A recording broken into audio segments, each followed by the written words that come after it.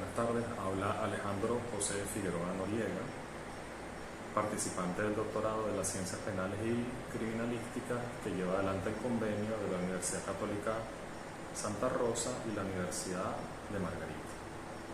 En atención a lo dispuesto por el facilitador de la Cátedra de Derecho Penal Internacional, voy a disertar sobre el contenido del tema 11 de la materia, específicamente sobre la jurisdicción de la Corte Penal Internacional. Es importante comenzar con los antecedentes históricos de su creación. Finalizada la Segunda Guerra Mundial, los países vencedores firmaron un acuerdo sobre el juzgamiento y el castigo de los criminales de guerra del eje europeo. En consecuencia, se crearon tribunales penales internacionales, que si bien es cierto hicieron procedimientos y juzgamientos de estos individuos, estos tribunales no actuaron en forma autónoma e independiente. Cercenaron principios como el de la legalidad y el de la irretroactividad de la ley penal y no establecieron claramente lo correspondiente a qué se debería entender por crimen de guerra, crimen contra la paz y crimen contra la humanidad. Aún así, se entiende que los estatutos de creación de los tribunales de Nuremberg y de Tokio fueron un significativo avance en la determinación de este tipo de crímenes y en el juzgamiento de individuos que no pudieron inclusive hacer valer en su defensa lo correspondiente a haber actuado como funcionario de un Estado particular. Es de destacar en consecuencia la respuesta contundente de la comunidad internacional ante la sistematización de estos crímenes. En este mismo contexto, para el año 1951, la Organización de las Naciones Unidas comenzó con el estudio y la creación de una Corte Penal Internacional a nivel de proyecto. Hubo bastante letargo para la consecución de la creación de este tipo de corte. Al principio no se pusieron de acuerdo al respecto de lo que significaba el término agresión. Es solo hasta el año 1974 cuando hay una cohesión al respecto de ese término. Continuó el letargo y solo fue la convulsión de los crímenes sucedidos en la Yugoslavia en el año 1991 lo que creó un nuevo dinamismo dentro de la comisión. Inclusive, la Asamblea General de las Naciones Unidas programó el que se realizara una conferencia de plenipotenciarios ante esta asamblea para la creación del estatuto de un tribunal penal internacional. Se reunió esta conferencia de plenipotenciarios desde el 15 de junio hasta el 15 de julio del año 1998. Hubo muchas discusiones, entre las que más destacan es la que llevaron adelante los países de China, Estados Unidos y la India respecto a que, sustentados en el concepto de irrespeto de la soberanía, ellos indicaban que ciertamente se creara la Corte Penal Internacional, pero que trabajara y funcionara como un tribunal ad hoc que podía ser activado por el Consejo de Seguridad bajo unas circunstancias especialísimas. Otro elemento de mucha discusión fue lo relativo a la autonomía que debía tener el fiscal que iba a actuar ante la Corte Penal Internacional, si iba a poder de forma autónoma e independiente realizar el inicio de las investigaciones penales. Se llegaron a los consensos correspondientes y es para el 17 de julio de 1998 cuando se firma el tratado. Se determinó que solamente hasta que 60 países mínimo ratificaran este tratado no iba a entrar en vigor. Esto sucedió el 1 de julio del año 2002. A la fecha tenemos a 105 países que lo han ratificado. La Corte, el Estatuto de Roma, porque se le conoce así, y en virtud de que esta conferencia de plenipotenciarios se reunió en esa ciudad, estableció cuáles eran las características esenciales y principios de funcionamiento. En el preámbulo nos indica ciertamente que no van a permitir más nunca la impunidad de este tipo de crímenes y deben ser castigados los ciudadanos que los cometan. Finalizado este pequeño esbozo de antecedentes históricos, es importante destacar dos definiciones. ¿Qué significa jurisdicción internacional y qué significa jurisdicción universal? Debemos entender como jurisdicción internacional aquella que se contextualiza y dinamiza frente a un conflicto que tienen dos estados y que desean dirimir. Estos estados deben acudir ante un órgano que puede ser jurisdiccional o un órgano arbitral, para que le dicte una decisión en consecuencia al conflicto y en atención a sus solicitudes. Esta decisión puede ser de carácter temporal o de carácter definitivo. Vale la pena indicar al respecto que este tipo de jurisdicción excluye a los individuos y a los organismos intergubernamentales, pero es importante destacar lo correspondiente a la competencia consultiva, que está estipulado en los artículos 65 a 68 del Estatuto de la Corte Internacional de Justicia y en el artículo 95 de la Carta de las Naciones Unidas. Esta competencia consultiva, evidentemente, no es de carácter obligatorio su dictamen, pero sí sirve de orientación y de sugerencia a la hora de tomar las decisiones correspondientes. Ahora, la jurisdicción universal, como nos dicen los grandes tratadistas Hinault, Sakani, entre otros, se trata como aquella obligación que abrogan los estados, sustentados y basados en características morales y de justicia natural, para juzgar a personas independientemente de dónde hayan cometido los crímenes y quiénes sean los que lo cometieron. Este tipo de jurisdicción universal se constituye inclusive en un principio, que ciertamente para que pueda ser aplicada deben de confluir tres elementos importantes. Estos son, número uno, tiene que existir una suficiente determinación de por qué es importante la aplicación de la jurisdicción universal en ese caso en particular. Número 2, se debe determinar específicamente cuál es el crimen y los elementos tipo que lo constituyen.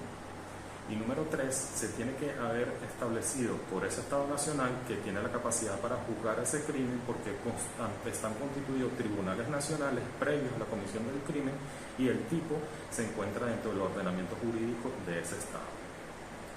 Es cierto que algunos tratadistas y doctrinarios dicen que la jurisdicción universal es contraria a un gran principio que establece en el mundo penal que no puede haber tiene que haber una relación directa y estructural entre persona, territorio, agresión y víctima.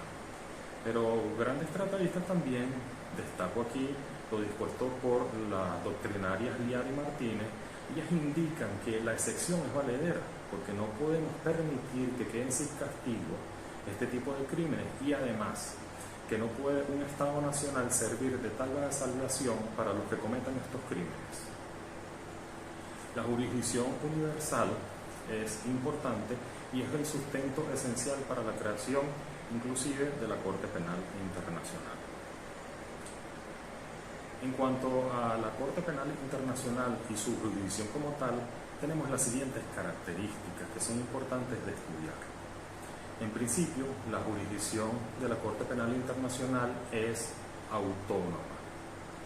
Si bien es cierto que en los antecedentes históricos pudimos establecer que había nacido la Corte Penal Internacional como consecuencia de aquella reunión y conferencia de plenipotenciarios, para la actuación de este tipo de jurisdicción no se necesita ningún tipo de autorización, de venia o de requisito preexistente para que pueda ella actuar. Inclusive los estados deben de considerarse que están sujetos en forma automática, de acuerdo a lo dispuesto en el artículo 12 del Estatuto de Roma, de creación de la Corte Penal Internacional. Luego, otra característica es que es limitativa, en virtud de que solamente podrá juzgar aquellos delitos que están estipulados en el artículo 5 del Estatuto de Roma, tales como el genocidio, los crímenes de lesa humanidad, crímenes de guerra y el crimen de la agresión. Es importante destacar al respecto que tiene un carácter retroactivo, no se pueden juzgar sino aquellos crímenes cometidos por los individuos luego de la entrada en vigor del Estatuto de Roma, que ya se indicó que fue para el 1 de junio del año 2002. Otra característica de la Corte Penal Internacional en cuanto a la aplicación de su jurisdicción es que es de carácter extraordinario. ¿Por qué? Porque hay que hacer una valoración y validación cualitativa de la gravedad de los crímenes que se van a juzgar. Otros elementos característicos de la Corte Penal Internacional tienen que ver con los principios que están establecidos. El Estatuto de Roma ciertamente nos determina cuál es la estructura de la Corte, cuáles son sus funciones, su funcionamiento, su organización, pero también nos dice los principios sobre los cuales va a actuar. Es de destacar el principio de la complementariedad. ¿De qué se trata este principio de la complementariedad? La jurisdicción de la Corte Penal Internacional nunca va a desplazar la jurisdicción y aplicación de los organismos nacionales para el juzgamiento de este tipo de crímenes. Es complementaria. Debemos entenderla como un equilibrio entre la soberanía y el apoyo y la contundencia que debe existir por parte de la comunidad internacional para el juzgamiento de estos crímenes. La complementariedad se explica fehacientemente en lo correspondiente a las normas de admisibilidad. Estas normas de admisibilidad para el juzgamiento e investigación de los tipos de crímenes que investiga la Corte Penal Internacional están estipuladas en el artículo 17 del Estatuto de Roma.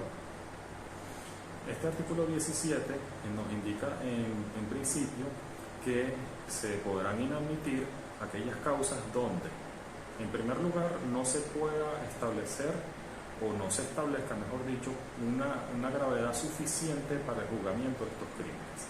Segundo, nos indica como norma de inadmisibilidad el que se esté juzgando ciertamente por el Estado este tipo de crímenes, o que también se haya hecho una investigación y en consecuencia se determine que no hace falta el juzgamiento. Y por último, que ciertamente sí se haya juzgado, pero exista ya el carácter de cosa juzgada. De todas maneras, bajo todas estas premisas, antes de hacer la inadmisibilidad, siempre la Corte Penal Internacional hará un estudio preliminar para determinar que eso está sucediendo e inclusive para determinar que se están haciendo esos juzgamientos con atención a todas las garantías dictaminadas por la Corte Penal Internacional, y que no se está realizando un juzgamiento con el propósito más bien de excluir la responsabilidad de estos ciudadanos que están siendo investigados y juzgados, y que existe en consecuencia una conchupancia entre el Estado juzgador y los criminales. También para investigar que no exista un letargo predeterminado con el fin de nunca terminar y concluir ese juzgamiento, y que evidentemente ese letargo no tenga que ver con la incompatibilidad de poder traer al proceso a estas personas que se están juzgando.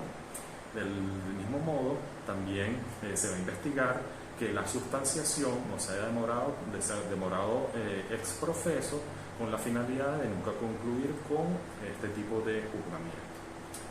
Otra de las causales de la inadmisibilidad es la establecida inclusive en el artículo 53 de la Corte Penal Internacional, que nos determina que serán inadmisibles el juzgamiento de personas en razón de su edad y por algunas otras causas que no sean de índole político o aquella frase que por la paz mundial. Es de destacar que los Estados-naciones también pueden hacer o determinarse como que no tienen la capacidad para juzgar a las personas. Un ejemplo muy importante fue realizado por la República del Congo en referencia al señor Lubanga. Esta persona hicieron lo que se conoce como un autorreferencia hacia la Corte Penal Internacional, porque ellos determinaron que bajo el imperio de estas dictaduras y estas autocracias que existían en el momento, esas luchas de poderes en la República del Congo, entonces referían al caso a la Corte Penal Internacional, se declararon incapaces de poderlo realizar. Esa falta de capacidad también va a estar dentro del contexto de que no se pueda traer al proceso a este ciudadano para su juzgamiento.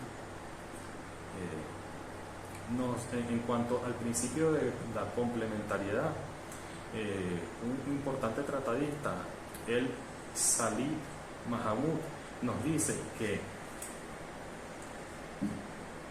los estados pueden inclusive determinar que no pueden realizar el juzgamiento de este tipo de ciudadanos y los crímenes que hayan podido cometer, sino que los estados también pueden determinarnos el que no tienen no solamente la capacidad, sino no tienen la disposición de hacerlo.